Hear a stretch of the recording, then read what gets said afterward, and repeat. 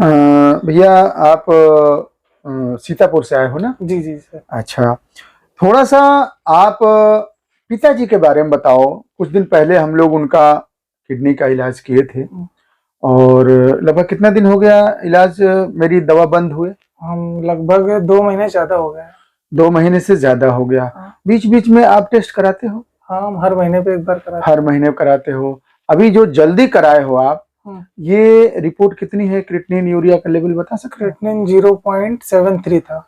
0.73 और urea? Urea 20 से 24 के आसपास था। 24 के आसपास था। हीमोग्लोबिन भी उनका ठीक ठाक हो हाँ, गया? हीमोग्लोबिन ठीक ठाक है। अच्छा, अब वो अपना सारा काम कर रहे हैं, नॉर्मल तरीके से रह रहे हैं? सब कुछ नॉर्मल है। पिताजी की बीपी भी नॉर्मल हो गया। बीपी भी नॉर्मल हो गया, मतलब अब कहा जाए कि बगैर दवा के शुगर भी नॉर्मल, बीपी भी नॉर्मल, सब कुछ नॉर्मल।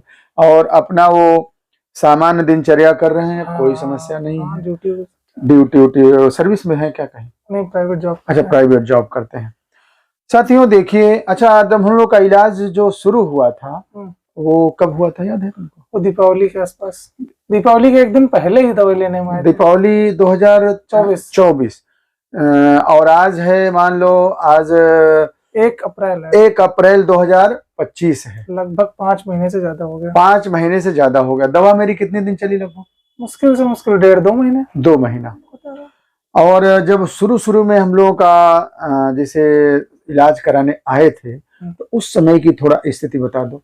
कितना क्रिएटिनिन का लेवल था, क्या स्थिति थी, डॉक्टरों ने क्या बताया था, जरा उसके समय हम लोहिया में दिखाए थे पिताजी को। तो वहां पे तो डायलिसिस के लिए बोल दिए थे कि आप डायलिसिस कराइए वरना घर ले जाइए, हमें कोई मतलब नहीं है। मतलब मेडिकल कॉलेज से मुझे जवाब दिया गया, एक हिंद इंस्टीट्यूट है टरिया में, बहुत बड़ा अस्पताल, वहां से साफ जवाब दे दिया गया।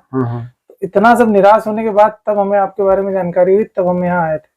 मेरे पास डायलिसिस के अलावा कोई दूसरा चारा नहीं था। और क्रिएटिनिन का जो लेवल था वो 8.9 था, लगभग 9 के आसपास। 9 के आसपास। और यूरिया थी 197। 197, यानी कि 8 पॉइंट समथिंग था आपका क्रिएटिनिन, यूरिया थी 197। डायलिसिस के लिए प्रेशर बनाया जा रहा था। और दवा मेरी 2 महीना के आसपास, 2-2.5 महीना चली। और आज लगभग 6 महीना हो गया। और अब जब भी आप रिपोर्ट कराते हो तो एक के अंदर ही रहता है। एक के अंदर ही रहता है। उनकी सारी दवा बंद हो गई है। अब मेरे यहाँ से भी कोई दवा नहीं चलती, ना आपके यहाँ से, ना कोई अलग से। उनको शुगर भी था, ब्लड प्रेशर भी था, और ये सब समस्या तो थी ही। साथियों देखिए, एक चिकित्सा जगत के लिए ये एग्जाम्पल के तौर पे लिया जा सकता है इस केस को, जहां एक तरफ चिकित्सा विज्ञान कहता है, जो मॉडर्न चिकित्सा पद्धति जिसको कहा जाता है, वो कहता है कि एक बार किडनी किसी की खराब हो गई तो दोबारा ठीक नहीं हो सकती। अगर वो लोग मेरे इस मैसेज को, इस बच्चे की बातों को सुन रहे होंगे, तो उनको जरूर ध्यान देना चाहिए कि नहीं, होम्योपैथी चिकित्सा पद्धति बनी ही है कि where there is slight possibility, homeopathic action में भी देर के लिए, यानी कि असंभव होम्योपैथी में तो नहीं है, और प्रत्यक्ष से बड़ा कोई प्रमाण नहीं होता। तो जब इस तरह के केस, और ऐसे केस आज ईश्वर की कृपा से हजारों हैं मेरे पास, जो ऐसे ही, अब आप आए हैं माता जी की दवा लेने, लेकिन हमने पिताजी के बारे में हालचाल पूछा, चूंकि एक पारिवारिक संबंध बन जाता है। हम इनको अपना परिवार ही मानते हैं। हम जब भी कभी फोन से भी हालचाल होता है तो मैं कहता हूं, पिताजी क्या हाल है बाबू, जांच कराए हो? तो जब कहता है कि सर जांच कराए बाप, सर टेंशन मत लीजिए, पिताजी बिल्कुल ठीक है, सोचिए साथियों, बहुत खुशी मिलती है। और लगता है कि आज अगर हम एक होम्योपैथिक चिकित्सक नहीं होते तो इतना आनंद तो नहीं ले पाता मैं। और इतना आनंद अगर कोई चिकित्सा पद्धति दे रही है तो वाकई वो मेरे लिए पूजनीय है, वंदनीय है, और मेरी मां है। सचमुच में साथियों, ऐसे ही हजारों एग्जाम्पल नित्य मेरे पास आते हैं, और मैं इन्हीं के बीच में आनंद से विभोर होता रहता हूं दिन भर। बाबू आया है माताजी की दवा लेने, हमने पिताजी के बारे में पूछा तो करे सर बिल्कुल ठीक है, अभी हमने जांच कराया तो जांच में क्रिएटिनिन आई पॉइंट कितना, 73। 73 आई।